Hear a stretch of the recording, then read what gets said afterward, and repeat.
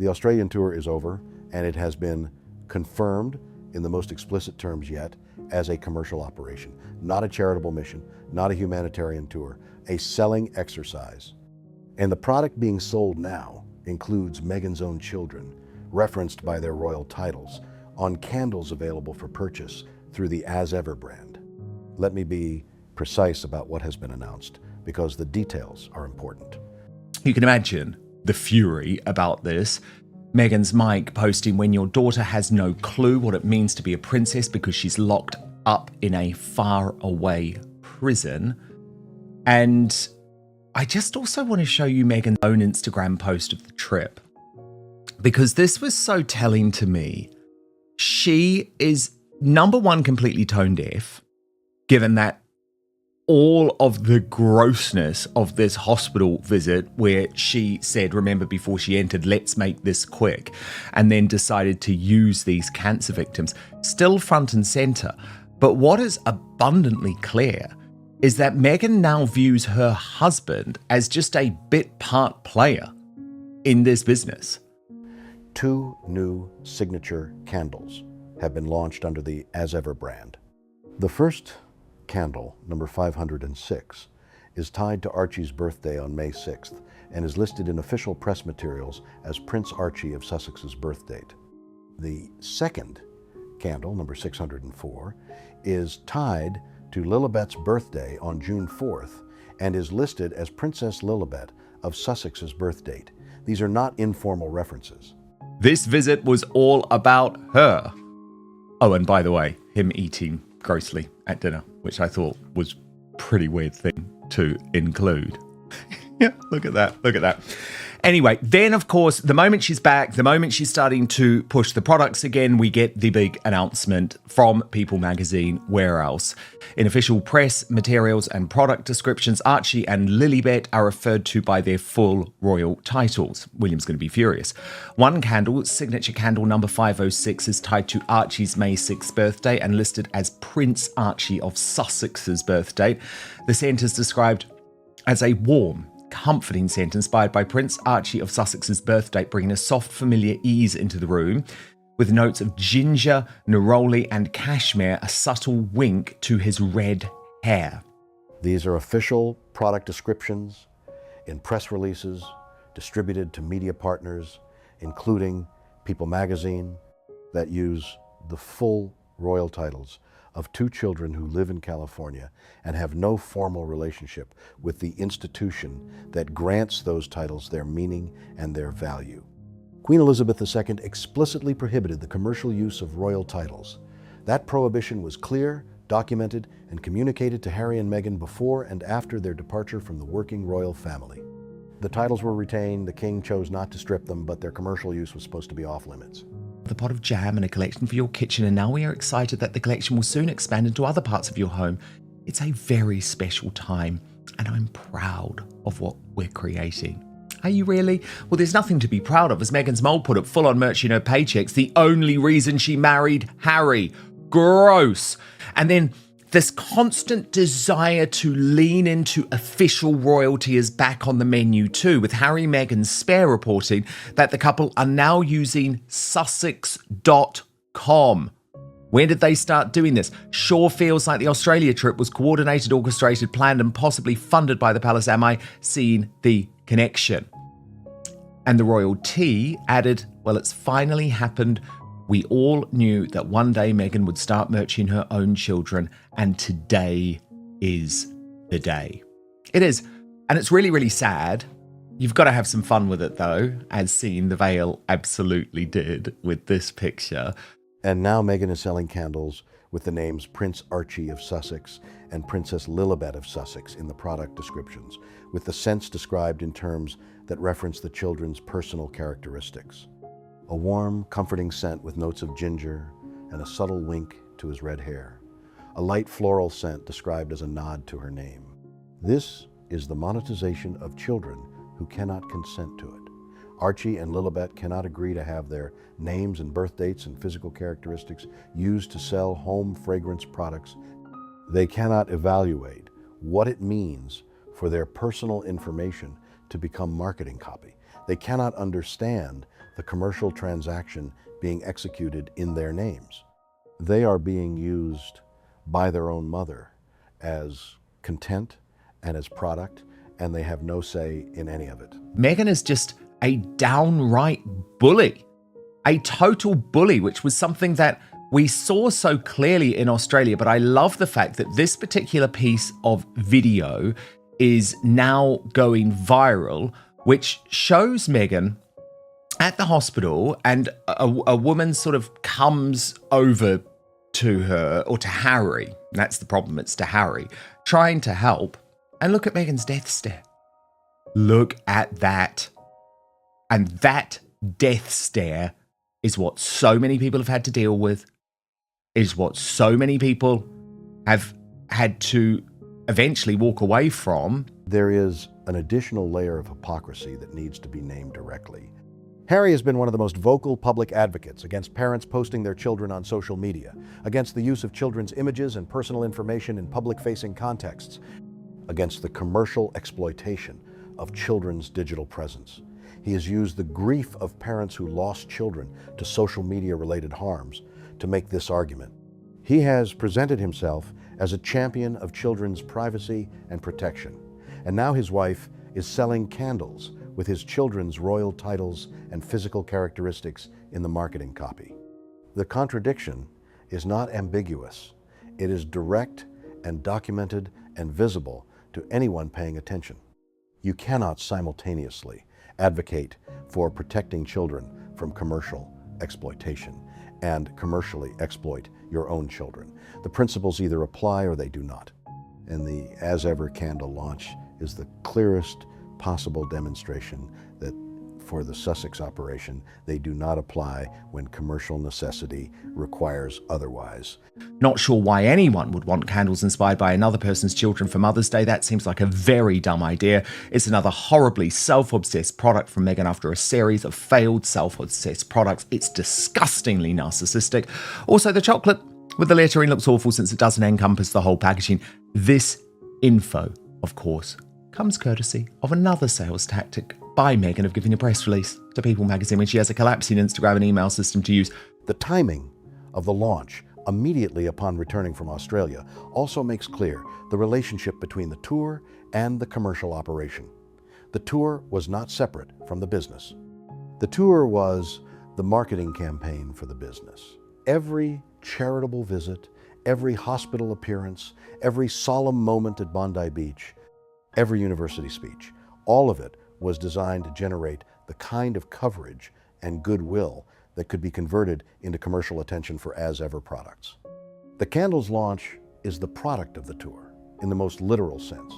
The tour happened, the coverage was generated, the audience's attention was captured, and now comes the sell. The Town and Country interview in which Meghan discusses the As Ever brand describes it as being completely under her independent leadership. That phrase, independent leadership, is significant. It means Netflix, which was originally described as a partner in the brand, is no longer involved. The Netflix relationship, such as it was in terms of the lifestyle content, has ended. With Love, Meghan underperformed. The products did not drive sales at the levels required for Netflix to continue investing in the content that was supposed to promote them. And so Meghan is now running As Ever independently, which means the financial exposure is entirely hers. There is no studio partner absorbing the losses if the candles do not sell. The risk is personal. And the desperation to generate revenue, any revenue, from any source, including the names and birth dates and hair color of her children, reflects the pressure of that personal financial exposure. I feel physically ill because she's not waking up to how the world is feeling about this, Brittany. It's not just how people like me who are passionate about this are feeling. It's how the world is feeling about what she's just done. I mean, Dan, it's really crazy that she just doesn't seem to see reality here. She lives in this deluded fantasy. It drives so much of her. I mean, she definitely fits the clinical definition of narcissism. And if she could just take a couple of steps back, I mean, we know she can't, but if she could just realize that actually monetizing royalty, Now let's talk about the Australian polling, because it confirms what those who watched the tour closely already understood. The Australian public was not impressed. The numbers that have emerged show that a significant majority of Australians who were aware of the tour came away with a negative impression of Harry and Meghan's conduct. The hospital atrium, the Bondi Beach fashion listings, the 122 minutes at the retreat, the booing at the rugby match, these were not isolated incidents that could be absorbed into an overall positive narrative. They were the defining images of the tour. And Australians, who are not naturally disposed to the kind of deference that sometimes softens criticism of royal adjacent figures in Britain, process them with characteristic directness. I think Meghan would be so much better off, but it's this incessant need to cling to the royal titles, to tell everybody that she's royalty, her children are royalty, all these sorts of things. And, her husband's over there in the corner who gave them all of that, but he doesn't really matter. She's so incredibly obsessed with it. And I think it's truly damaging her brand. Crown Princess Marie Chantal of Greece has a very successful children's clothing line called Marie Chantal. Is she slapping all over everything? Crown Princess of Greece? No. If you create a good business, it should be just based around you having good ideas, creating good products. Meghan Markle does not have any ideas. She is not good at business. She can't create good products. And so she constantly has to mine her royal connections to try to make something work, and she's getting diminishing returns for it. And I think this latest collaboration, not only is it offensive, she's launching it the day after Queen Elizabeth's birthday and during this whole birthday week. The woman reading her book on Bondi Beach while Harry and Meghan's motorcade rolled past and the PR machinery attempted to manufacture images of public interest around them, that image has become a kind of symbol of the authentic Australian response to the tour. She was not hostile, she was not protesting, she was simply completely indifferent. She had more interesting things to do than participate in someone else's content creation.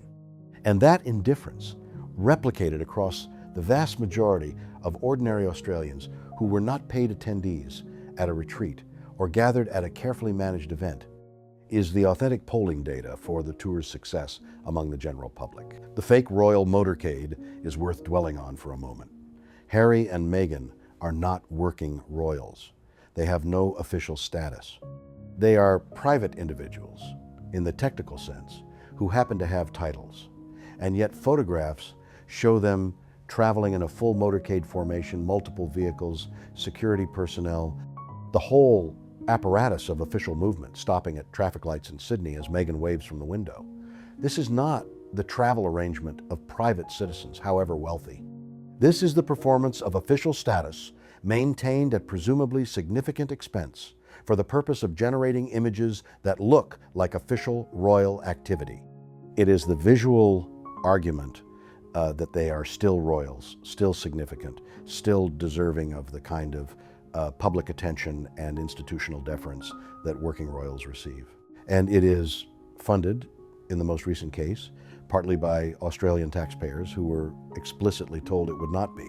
The cosplay element has become a running thread in the commentary around the tour, and it deserves to be examined honestly.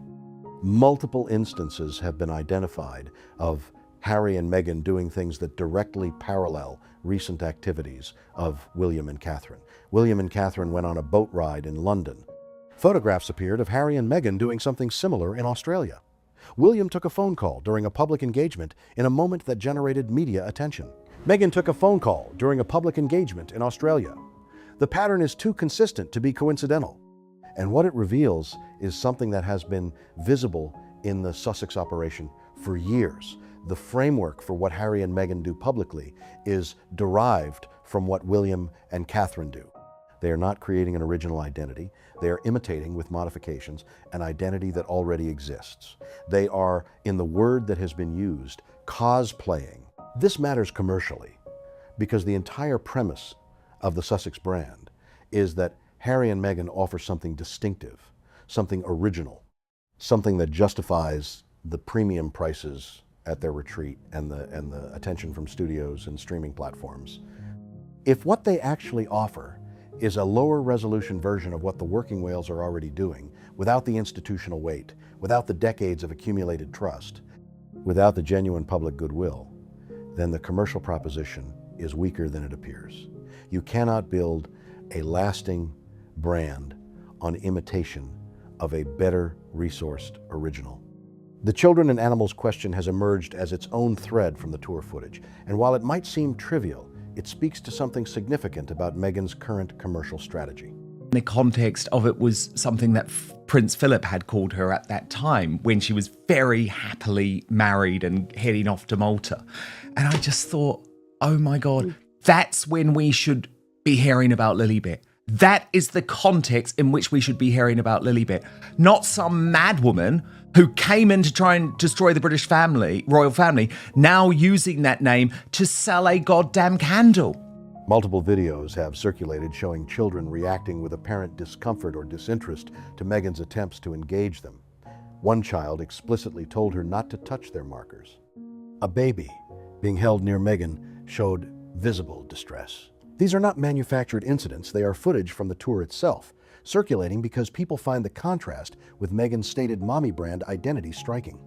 Catherine's ability to connect naturally with children, to get down to their level, to create spontaneous moments of genuine engagement, to generate the kind of footage that requires no management, because it is just a person being warm and present with a child, is a genuine and valuable quality that Meghan appears not to share in the same way.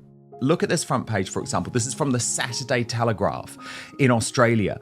And they compared and contrast, Brittany, the exact same scene from 2018 to 2026. And the fact is, it was a disaster in terms of no one showing up.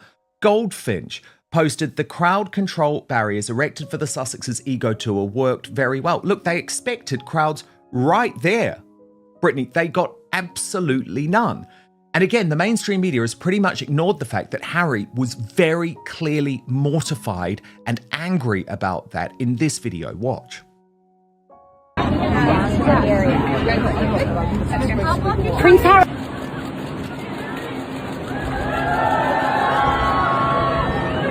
Thank you. Appreciate it. And again, when you juxtapose the two visits side by side, as Queen Esther has done, she says it is proof that 8 years and one Netflix deal can really clear a street. And the commercial problem with Meghan's pivot to the mommy space is exactly this. The authenticity that makes lifestyle and parenting content work cannot be manufactured. Gwyneth Paltrow's Goop succeeded because Gwyneth Paltrow genuinely cares about wellness in a way that is visible in how she lives and talks about her life. Martha Stewart's empire worked because Martha Stewart genuinely knows how to cook and garden and decorate, and that knowledge is evident in every interaction. The authority is real, which is why the audience trusts it. For Meghan to build a mommy brand, the audience needs to believe that she is genuinely and naturally connected to children, her own and others, in the way that the brand content represents her to be. And the footage from Australia, the children flinching away, the baby crying, the little girl who wanted her markers left alone, that footage does not support the brand narrative. It contradicts it. And children, as multiple observers have noted, are among the most reliable lie detectors available. They do not perform reactions for cameras. They simply respond to what they feel. And what the children in Australia's public spaces seemed to feel around Meghan was not the warmth and safety and connection that a successful mommy brand requires. There are also now laws being considered or passed in several American states regarding the use of children as commercial assets by parent influencers, laws that would require financial protections for children whose images and information are used to generate commercial revenue, laws that would ensure the children receive some share of the income generated in their names. These laws are being developed in direct response to the growing number of parent influencers who have built significant commercial enterprises using their children as the primary content without any accountability to those children for the value being extracted. Meghan is not an influencer in the traditional sense, but the As Ever candle launch, with its use of the children's names, birth dates, and physical characteristics in official product marketing,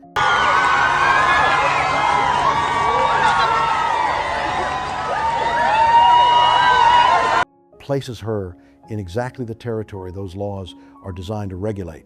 If California or another state were to pass legislation requiring financial accountability for children used in commercial marketing by their parents, Meghan's current approach to As Ever would need to change significantly. Whether that accountability ever arrives is unknowable, but the direction of travel in public policy around this issue is clear.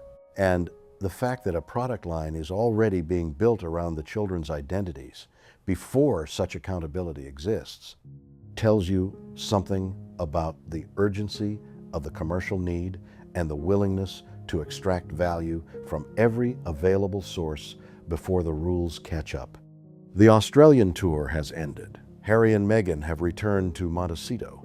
The formal complaint about the Melbourne hospital visit is being processed by Australian health authorities. The polling shows Australians were largely unimpressed. The candles have launched with the children's royal titles in the product descriptions. The As Ever brand is now operating without Netflix, and under Meghan's independent leadership, the tour generated coverage. The coverage was supposed to generate commercial momentum. The candles are the first product of that momentum, and they are using the most valuable asset available, not Meghan's cooking expertise or her hosting wisdom or her lifestyle credibility, but her children's royal identities to try to drive sales.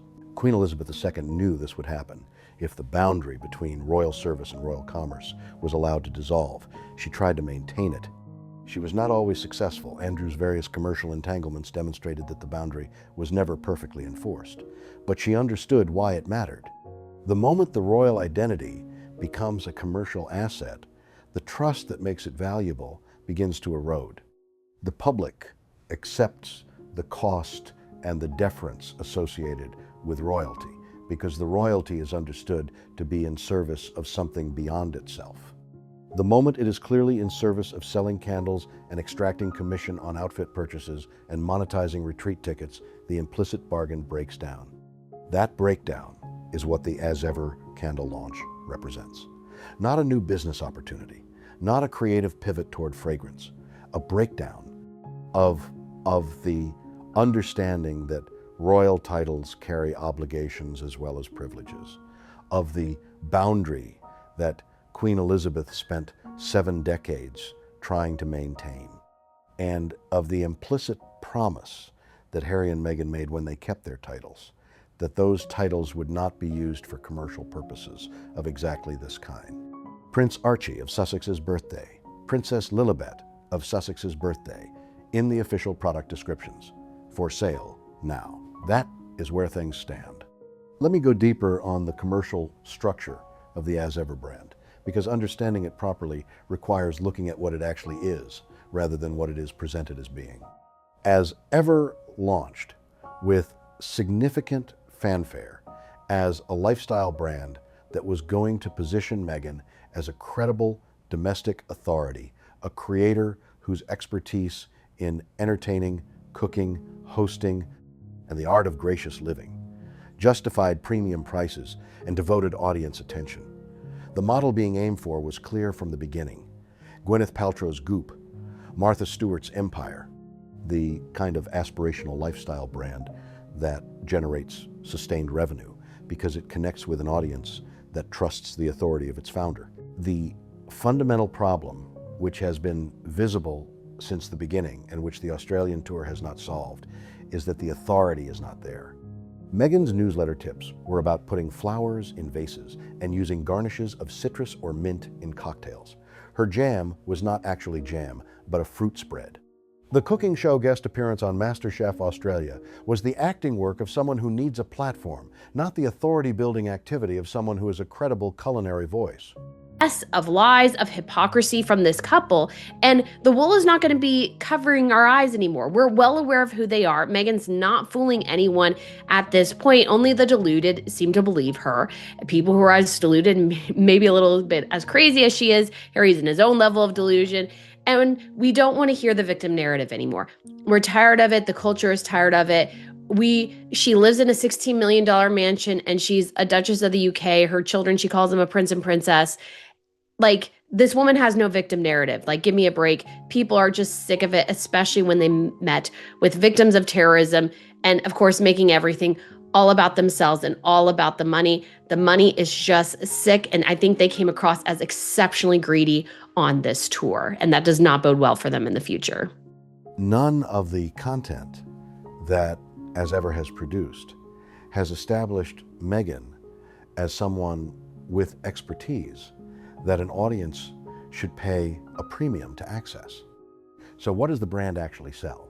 It sells the Sussex Association, it sells the royal adjacency, it sells the idea that by buying a candle inspired by Prince Archie of Sussex or Princess Lilibet of Sussex, you are connecting yourself to something that carries the weight of royal history and significance.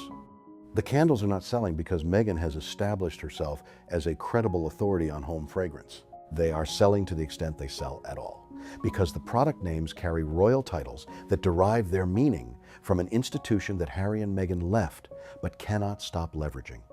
This is the As Ever business model in its most honest form.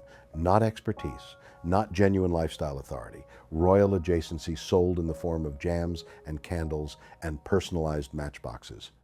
And the progression from jam to candles, named after the children, is not a creative expansion. It is an escalation of the extraction using the most emotionally resonant asset available, the children themselves, because the less personal alternatives have not generated the commercial momentum required. Now, let me address something that has been somewhat beneath the surface of the Australian coverage, but deserves direct attention. The question of what the children's lives actually look like and whether the mommy brand narrative corresponds to any observable reality.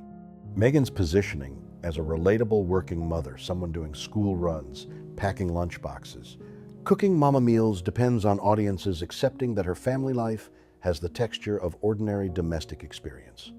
But every piece of documented evidence about how Harry and Meghan's household operates points in a very different direction. Multiple nannies, a household staff, properties with extensive support infrastructure, security personnel who are present throughout the family's daily life. The children have never been seen in a normal school environment. There is no documentation of ordinary school runs or cafeteria lunches. The claim to relatable motherhood is not supported by any evidence about what Archie and Lilibet's actual daily experience looks like. This is not inherently wrong. Many very wealthy families live this way. The children of the genuinely privileged have always lived differently from the children of ordinary people. The problem is not the lifestyle. The problem is the claim. Presenting yourself as a relatable working mother while employing multiple nannies and living in a $16 million mansion and running a commercial operation partly based on your children's royal titles, that is not relatable. It is the performance of relatability. And the Australian polling shows that audiences, when they encounter the performance in sufficient proximity, recognize it as performance. The contrast with William and Catherine has never been clearer, and it is not accidental that the cosplay observation, the bike boats, the phone calls, the mirroring of Wales family activities is resonating with observers, because what Catherine offers that Meghan cannot replicate is not specific activities, but the quality of the engagement behind them. When Catherine does a school run, you can believe she does it because it matters to her and because she values the connection with her children's ordinary lives. When Meghan claims to do school runs, the documented household setup makes the claim difficult to credit. And children, as we have established, are exceptionally sensitive to the gap between the performed and the real. The Australian footage of children flinching away from Meghan, the baby crying, the little girl protecting her markers. These are not isolated incidents. And actually, Nancy Sidley described this person as hero of the week. And she said it goes to this woman for refusing to move while Harry and Meghan's fake PR machine rolled onto the beach. Now, this is what we haven't seen, Brittany, in the Australian media. Look at that. She's just reading her book and she's like, I ain't going anywhere. And to me, that is the brilliant Australian attitude. I also want to show you the fake royal motorcade, which was totally unnecessary given the lack of interest. Watch.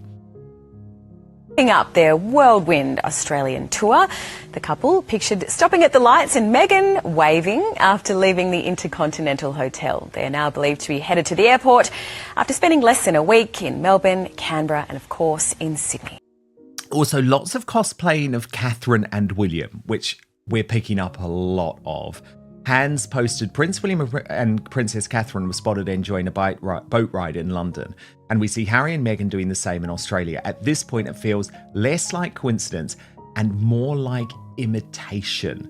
It raises a question. Is this about cosplaying royals for profit? And I think we can answer that.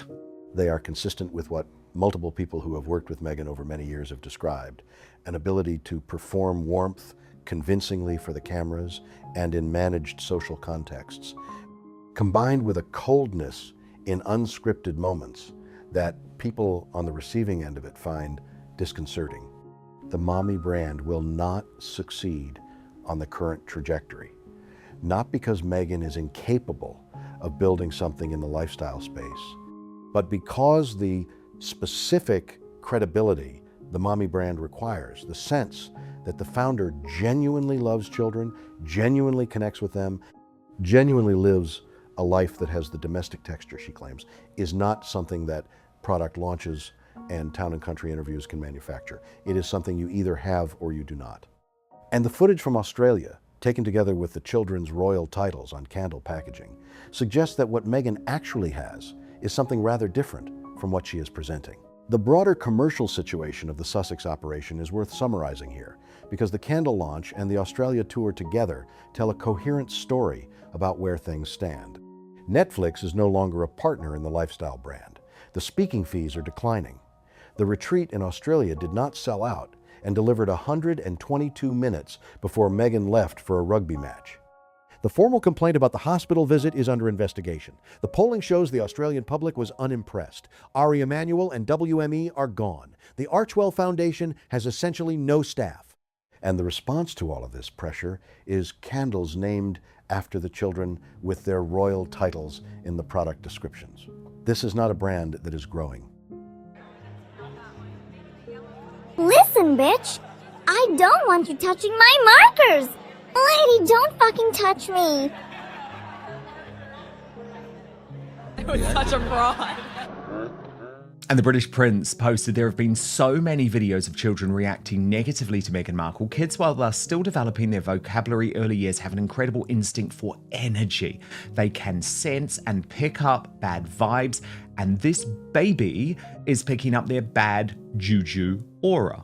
This is a brand that is contracting toward its core assets, the titles, the royal names, the Sussex identity, because the peripheral activities have not generated sufficient return. And the core assets themselves are finite. The titles exist at the pleasure of the crown. William will be king. And William's reported plans for the Sussex titles, once he is in a position to act on them, do not include allowing the commercial use that the As Ever candle launch represents. So the candles are selling Prince Archie of Sussex and Princess Lilibet of Sussex, while those names still carry the value they carry, before the formal reckoning comes. Before William is king, and the institutional levers are in his hands. The urgency of the commercial extraction makes sense when you understand that the thing being extracted has an expiry date.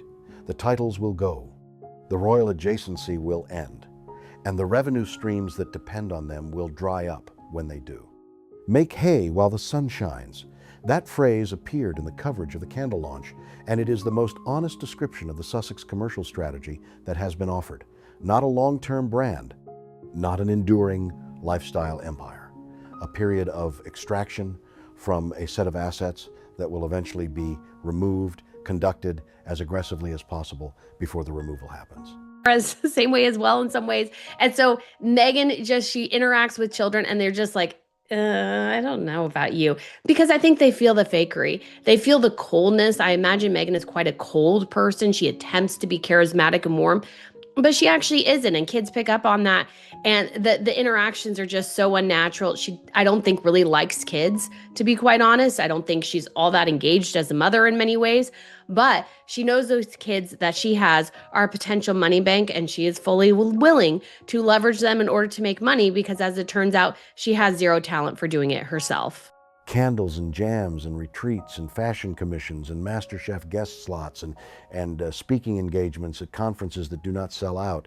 All of it, everything, while the titles last. And the children's names on the candles are the most visible expression of that urgency yet.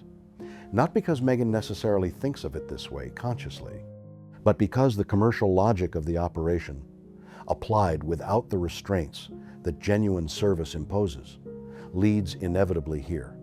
You extract from every available source. You leverage every available asset.